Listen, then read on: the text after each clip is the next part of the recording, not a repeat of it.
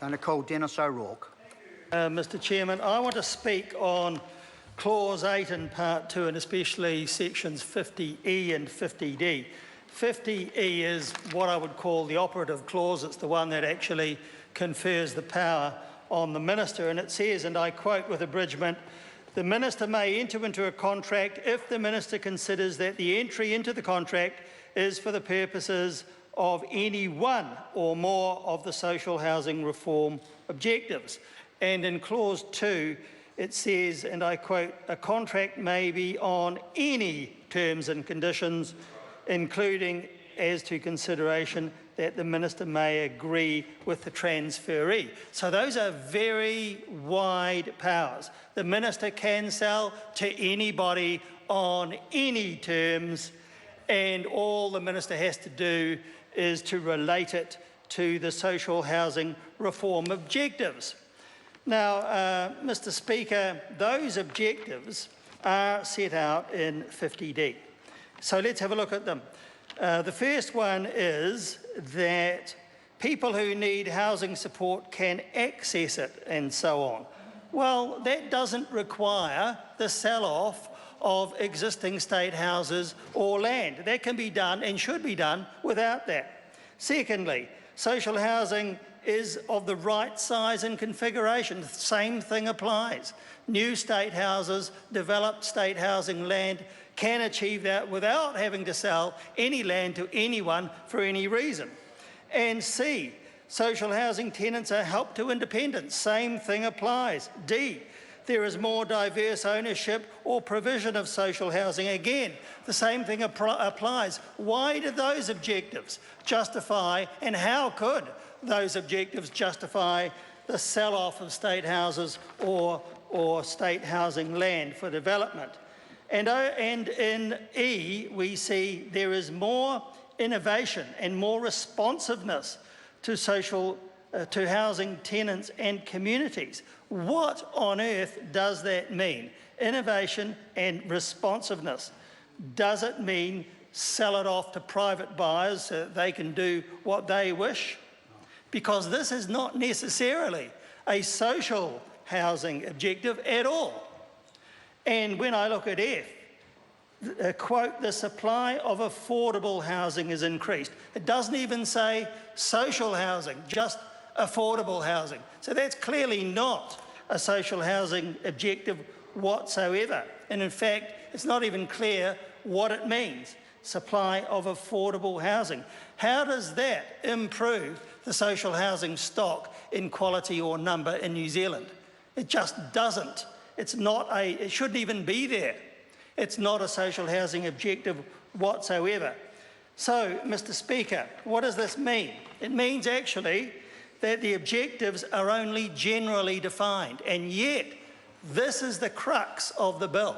This is the reason why the Minister can sell to anybody for any reason and on any terms, and yet the objectives themselves are only generally defined and not well defined. Some of them are irrelevant to social housing, and yet the contracts would have to be specific as to what is to be achieved in terms of those objectives. So what will they look like? What will the effect be? All of that, Mr Chairman, is very, very unclear indeed. It includes bare land sold for housing development as well as existing houses.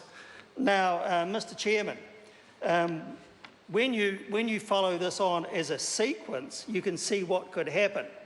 You could have, for example, the Redcliffe School, which the government says it wants to sell, being sold and then designated by Gazette as state housing development land and then sold off. And then sold off by a further Gazette notice under this bill, then sold off for affordable housing. Affordable to whom and on what basis? So it could just be sold off to anyone under any terms and conditions, and I think that's what will happen to the Redcliffe School. I think it'll just be sold off to anybody who comes along, and it's got nothing to do with social housing objectives, Mr Chairman. And that's the error in this bill, and Mr Chairman, it is the reason why what we've heard from the Minister sitting there actually simply isn't true. Because this, Mr Chairman, this bill means a lot more in terms of its width and scope than this minister has claimed. It can actually mean just the sell-off of land, even schools, to anybody on any terms and conditions if it is called affordable sections, for example. Now, that's may be fine for those people. The point is, this bill is supposed to be about social housing, improving the quality, and if the minister keeps shaking his head, his brain will fall out of his ear, because he knows that what I'm saying is actually true. And it will be true that the objective of this bill is actually stated to be about social housing. And the minister has talked about social housing, and yet it can be that that is not what happens under this bill. And Mr Chairman, the bill is itself badly drafted, and it is misconceived as a piece of legislation in the first place. What is really intended, despite everything that the minister and other members opposite have said, is simply finding a way to privatise land which is currently state housing or land held for state housing purposes. It's a sell-off. It's a privatisation process. It is not genuinely an attempt to improve the social housing stock in terms of numbers of state houses or intensification of existing housing stock, state housing stock, nor the quality of housing for people who rely on state housing.